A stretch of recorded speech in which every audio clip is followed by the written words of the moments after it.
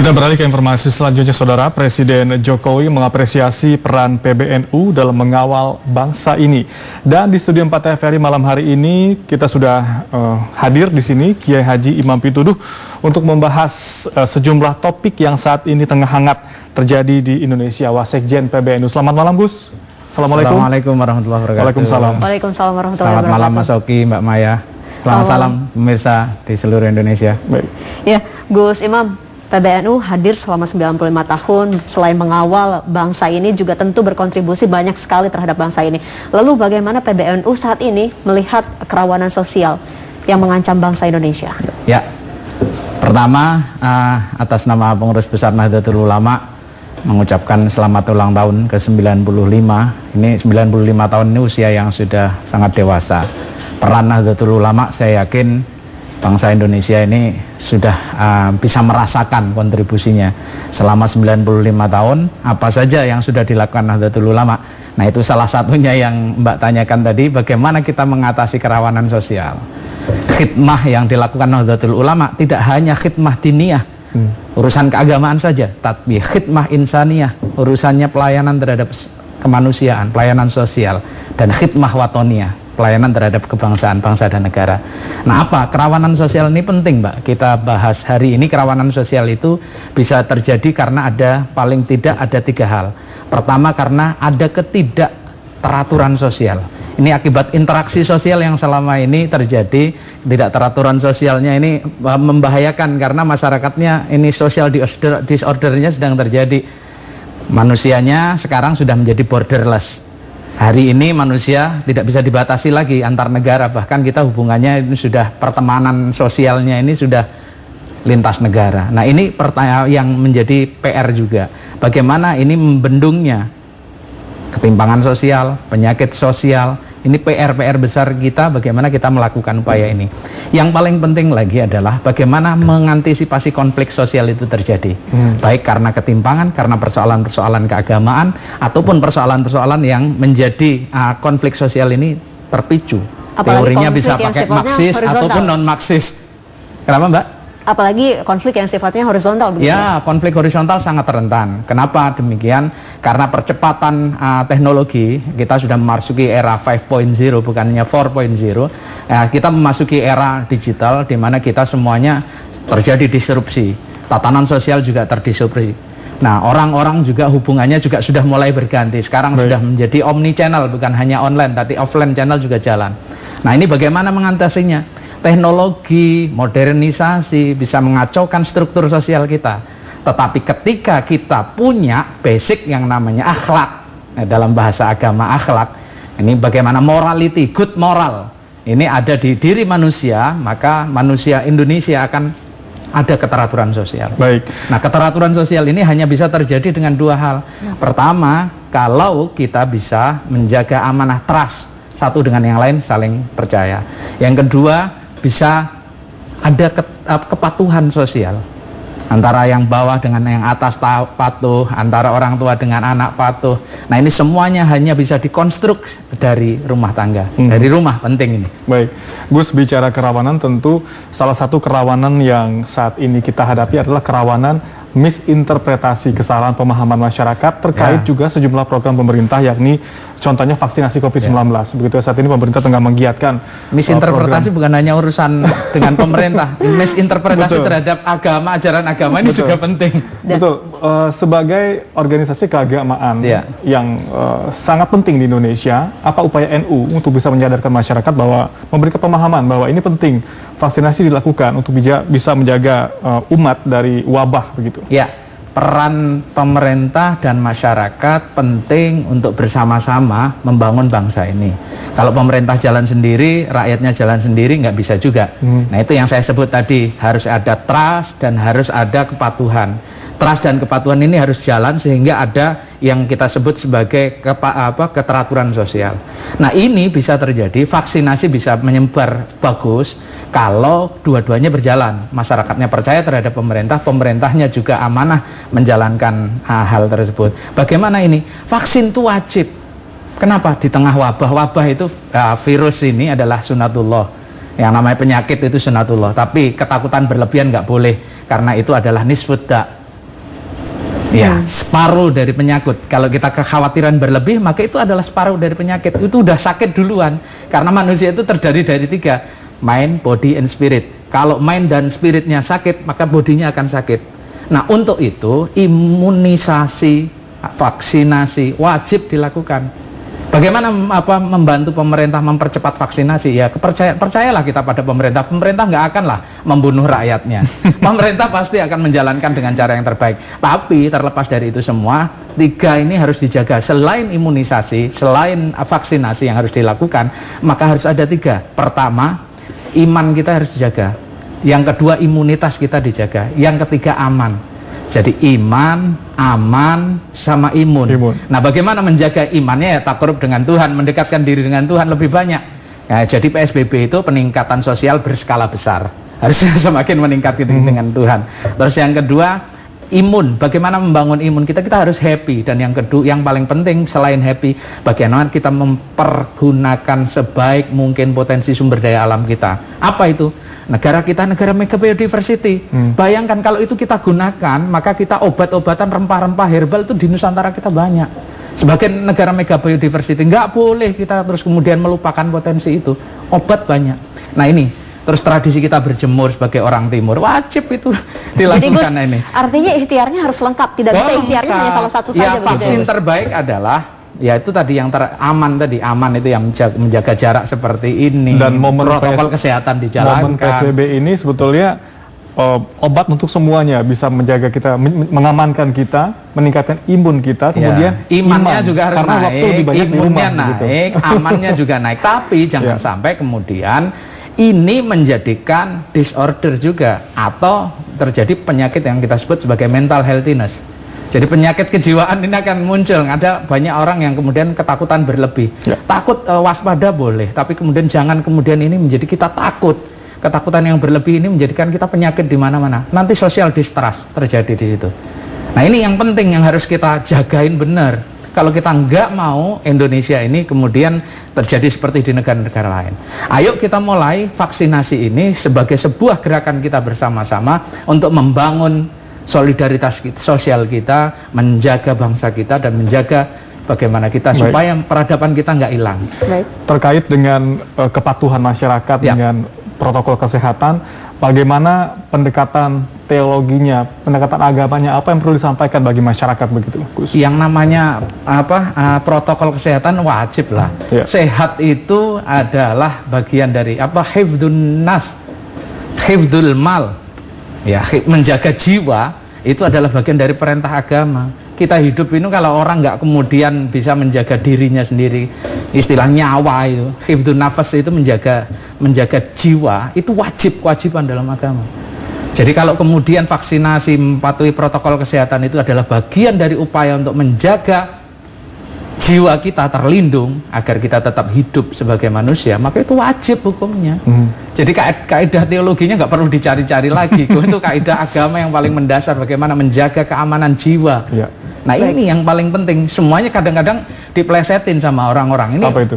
Ini ya mohon maaf. Ini kan selama ini ada masyarakat yang kemudian berpikir bahwa vaksinasi ini adalah sekedar proyek industri kesehatan saja. Tapi tidak bisa dipungkiri itu kenyataan. Tapi bagaimana ini tidak bisa, maksud saya kenyataan quote unquote ada industri kesehatan yang bekerja di sini. Tapi di luar itu narasi yang harus dibangun adalah kontra narasinya penting. Masyarakat harus kasih penjelasan.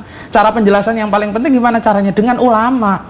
Apa itu sudah dilakukan oleh ulama-ulama di PBNU? Oh, tanpa diminta. Kalau ulama-ulama PBNU bagaimana menjaga bangsa dan negara ini? Kenapa? Karena menjadi Indonesia pasti menjadi NU, pasti menjadi Indonesia. Kenapa? Karena NU itu seperti dua sisi mata uang yang tidak bisa dipisah dengan Indonesia. Kenapa itu? Karena sejarah lahirnya NU adalah bagian dari sejarah Indonesia. Nah, bagaimana ini bisa terjadi hari ini? NU nggak akan ninggalin pemerintah, nggak akan ninggalin Indonesia. Ketika pemerintah, ada orang yang melawan pemerintah yang sah, itu hukumnya bughot. Bughot itu melawan pemerintah, hukumnya haram. Nah ini Mbak, yang paling penting lagi bagaimana caranya kita bisa bersama-sama antara pemerintah, pimpinan agama, organisasi sosial keagamaan, bisa bersama-sama meyakinkan masyarakat. Ini yang harus dilakukan bersama-sama. Baik. Jangan sendirian, kalau pemerintah sendirian nggak akan kuat. Baik. Gus, baru-baru ini Kapolri yang baru dilantik Presiden mengunjungi ormas-ormas Islam. PBNU juga seperti itu. Apa maknanya bagi PBNU kunjungan dari Kapolri ini? Makna kunjungan dari Kapolri adalah makna pertama, pemerintah dengan masyarakat, dengan organisasi keagamaan kompak. Artinya siapapun pemerintahnya, tadi yang saya sebut amanah dan kemudian trust, yang sebutnya amanah itu trust. Yang kedua, ketaatan dan kepatuhan itu terjadi. Kalau itu terjadi, maka kemudian stabilitas sosial akan terjadi. Makna yang kedua yang paling penting, selain kekompakan antara pemerintah dengan ulama dan umarok, yang paling penting lagi yang sedang kita bicarakan adalah bagaimana bahwa kebinekaan di negeri kita masih ada. Jadi nggak usah dipanjang-panjangin polisinya dari siapa, dari manapun lah, karena negara kita adalah negara yang benar-benar menjaga PBNU, Pancasila, Bhinneka Tunggal Ika, NKRI, dan Undang-Undang Dasar 45. Sejak dari dulu sebelum merdeka, Indonesia ini dibangun dengan tataran Darussalam, bukan Darul Islam. Darussalam itu negara perdamaian di mana umat agama apapun, suku apapun bisa hidup damai di Indonesia. Kenapa bisa hidup damai di Indonesia? Ya karena kita sudah bersepakat, negara ini negara muahadah, negara yang berdasarkan kesepakatan. Contohnya ada, nggak boleh bikin negara Islam. Rasulullah nggak pernah ngajarin bikin negara Islam kok. Negaranya yang diajarkan Rasulullah adalah negara Madinah, tamadun masoki. Negara yang civilized, negara yang beradab. Di situ kita bangun. Contohnya sudah ada Rasulullah. Yahudi, Nasrani, Majusi, Muslim boleh hidup damai, rukun, asal taat terhadap peraturan perundang-undangan dan tidak bikin noise di negeri ini. Masalahnya ini kan keseringan banyak orang yang bikin noise sehingga tadi terjadi ketidakteraturan sosial. Tapi di luar ketidakteraturan sosial ada PR besar dari kita. Apa itu PR-nya? Ketimpangan sosial. Ini PR besar. Bagaimana ketimpangan sosial ini yang melahirkan konflik sosial. Kalau teorinya Marxis atau non Marxis, kita bisa lihat bagaimana ketimpangan sosial ini memicu konflik sosial. Jangan sampai ini terjadi. Ini PR. Ekonomi kita harus kita bangun. Bagaimana bukan hanya ngomong soal pertumbuhan, tapi pemerataan. Gus, bicara soal ekonomi, tentu kita berharap bisa secepatnya pulih dari keterpurukan ekonomi ini. Salah satu yang diandalkan adalah sistem ekonomi yang berbasis pesantren, misalkan, atau umat yang berbasis pesantren. Lalu bagaimana ini bisa dimaksimalkan menjadi satu basis ekonomi yang sifatnya bisa lebih inklusif lagi, Gus? Yes, ekonomi yang harus dikembangkan adalah ekonomi gotong royong, di mana kekuatannya bertumpu pada rumah tangga yang terkecil dari situ. Dan kemudian dari rumah tangga itu berkumpul menjadi sebuah ekosistem. Ekosistem itulah yang kemudian ada ekosistem pesantren, ada ekosistem gereja, ada ekosistem vihara, dan lain sebagainya. Ekosistem dan klaster-klaster ekonomi itulah yang harus dibangun. Karena dari kecil, dari rumah tangga, kemudian ekonomi bangkit. Di era pandemi ini, orang semuanya susah keluar, susah bekerja. Kalau di rumah tangga kita mulai bangun ekonominya dengan nanam sendiri, terus kemudian kita berkreasi, industri kreatif kita kembangkan sendiri, itu bisa berkembang. Sama dengan pesantren. Nah, harapannya adalah ketika pesantren ini menjadi center of excellence, menjadi pusat kebaikan-kebaikan masyarakat, maka pesantren ini bisa mendorong semua warga masyarakat di sekitarnya untuk bangkit ekonominya. Karena nggak bisa ngandalin hanya sekedar makroekonomi, mikronya harus kuat. Negara ini akan menjadi stabil kalau makro dan mikroekonominya sama-sama jalan. Nah, mikroekonomi itu orang NU semua loh. 100 juta lebih warga Nahdlatul Ulama, warga Nahdliyin yang ada di Indonesia itu adalah pelaku ekonomi mikro. Jadi small and medium enterprise itu wajib dikembangkan. Nggak ada cara lain untuk bertahan di era globalisasi dan di era yang sudah terdigitalisasi. Nah, tantangan yang kita hadapi sekarang nih, Mbak, minimal ada 5 yang sedang harus kita jawab bersama-sama. Apa saja itu? Pop culture war. Saya sering sampaikan dimanapun, perang kebudayaan pop. Ini yang sedang terjadi di negeri kita. Serangan dari manapun kebudayaan pop dari luar negeri masuk ke kita. Yang kedua, sehingga mematikan kebudayaan lokal. Yang kedua adalah digital wars. Ini perang digital. Kedaulatan kita bukan hanya menjaga kedaulatan teritorial, tapi kedaulatan digital harus dijaga. Kalau nggak dijaga ini bahaya. Nah, ini semuanya ekonomi kita, ngomong ekonomi akan kesedot ke sana. Ini yang ngomong ekonomi digital ya, hari ini pandemi, Mbak sama saya susah ketemu tapi semua bisa transaksi secara digital. Yang ketiga yang ini menjadi kekhawatiran yang menarik Mas Oki, ini adalah digital currency. Currency mata uang digital. Ini digital wars. Ini ada perang digital. Currency wars ini adalah perang yang menyebabkan mata uang kita yang berubah dari mata uang konvensional menjadi mata uang digital. Currency war. Ini PR besar bagi kita yang harus kita selesaikan. Nah, yang ketiga adalah biological wars. Perang biologi yang sekarang sedang terjadi, vaksin, terus kemudian virus, antivirus. Ya, urusannya adalah perang biologi di mana kesehatan menjadi hal yang utama. Yang terakhir adalah food, water, and energy war. Perang yang akan kita dihadapi dunia ini dan negara kita akan menghadapi perang energi, air, dan makanan. Karena kita berada di negara garis khatulistiwa, maka secara geoekonomi dan geostrategi dan geopolitik akan menjadi rebutan dunia. Karena tempat kita paling subur. Nah, ini PR besar kita di tengah pandemi, harus bisa nyelesain ini. Maka kemudian anak-anak Indonesia harus melek digital semua. Saya senang sekali dengan statement Presiden. Pas itu, NU banget itu. Statement Presiden itu NU banget sama dengan Indonesia banget, Mbak. Kenapa? Nyelesain urusan NU sama dengan nyelesain urusan Indonesia. Kenapa? 100 juta penduduk NU itu berarti kalau jumlah warga Indonesia kita 270 ya sudah nyelesain banyak hal. Maka kemudian teman-teman kalau berbagi bekerja sama dengan NU itu bukan hanya sekedar dengan NU tapi itu dengan warga Indonesia. Baik, Gus, apa dong benteng bagi generasi muda? Tadi kan ada 5 tuh kekhawatiran yang akan terjadi. Ada digital war, currency war, sampai 5 hal tadi gue sebutkan. Kita kan punya anak muda berdasarkan sensus penduduk di 2020, jumlahnya besar sekali. Ya kan, kita akan menghadapi bonus demografi. Tamengnya apa? Jangan-jangan kalau kita nggak jaga nih generasi muda akan bablas gitu. Ya, anak-anak muda kita sekarang ini dengan kecepatannya kita jangan sampai ketinggalan. Maka kemudian apapun agamanya dan siapapun tokoh agamanya harus mulai ikut dalam dunia mereka. Kecepatan perubahan yang tadi, karena perubahan sosial ini cepat banget, jaringan sosial ini terhubung dari negara ke negara, maka kita juga harus hadir di sana dengan toolsnya, teknologi, dengan bahasanya yang lebih milenial. Maka anak-anak muda bisa kemudian menjadi gue banget gitu.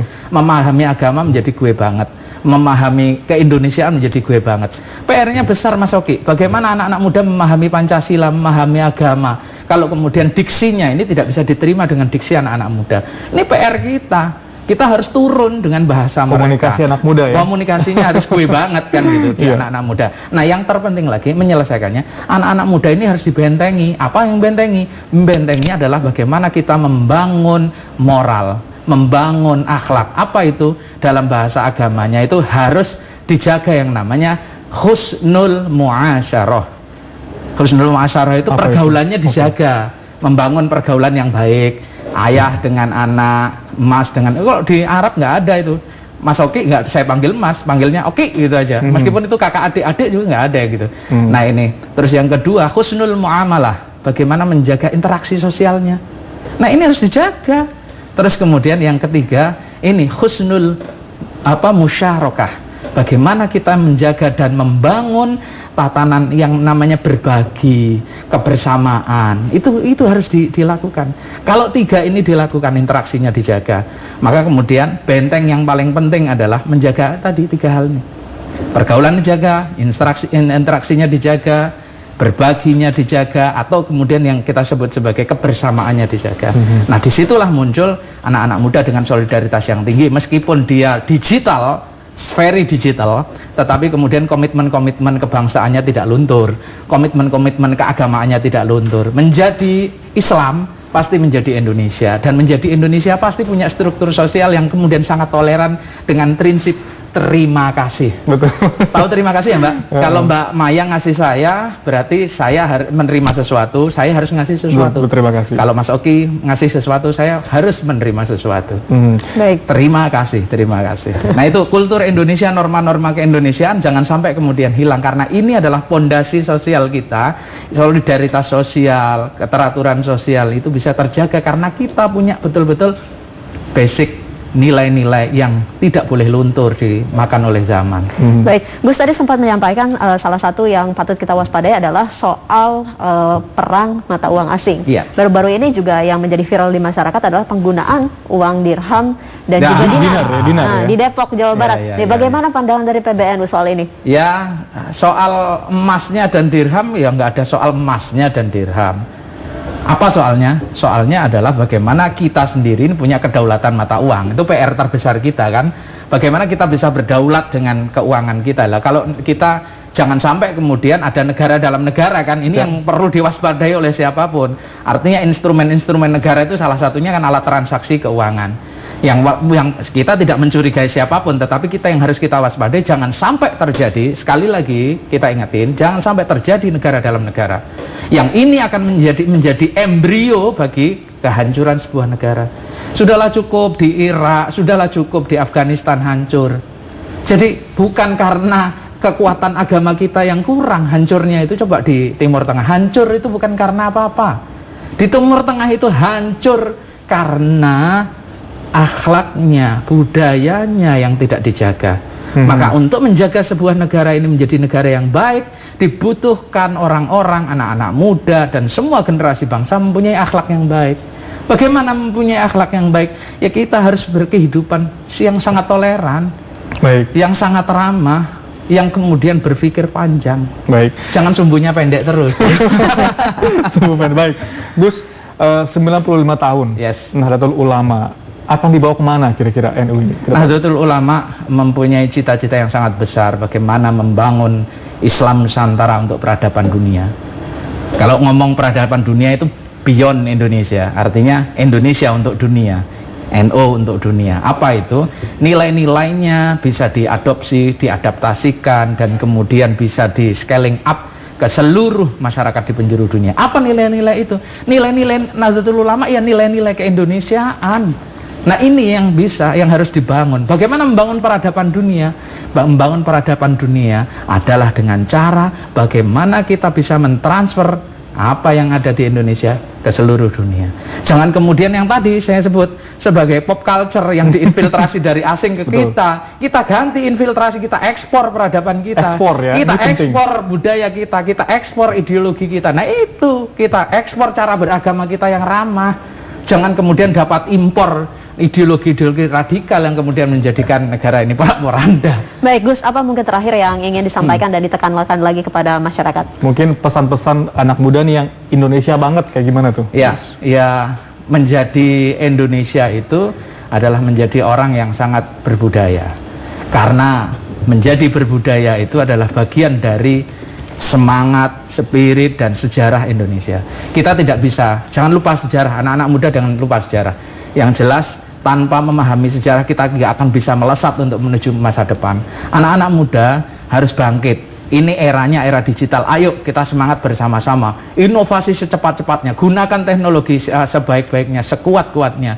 Tapi jangan lupa tetap mendarat di bumi sebagai anak-anak Indonesia. Apa itu anak Indonesia? Anak yang punya karakter dan kultur budaya Indonesia, yang ramah, damai, dan toleran, serta mempunyai kekuatan struktur jaringan sosial yang bisa mengamankan negara kita biar tidak mudah diporak-porandakan oleh siapapun dari dalam maupun dari luar negeri. Karena fondasi kita sudah kuat dengan budaya lokal fondasi kita adalah tadi nilai norma-norma kita, yang value kita yang bisa kita jual ke internasional.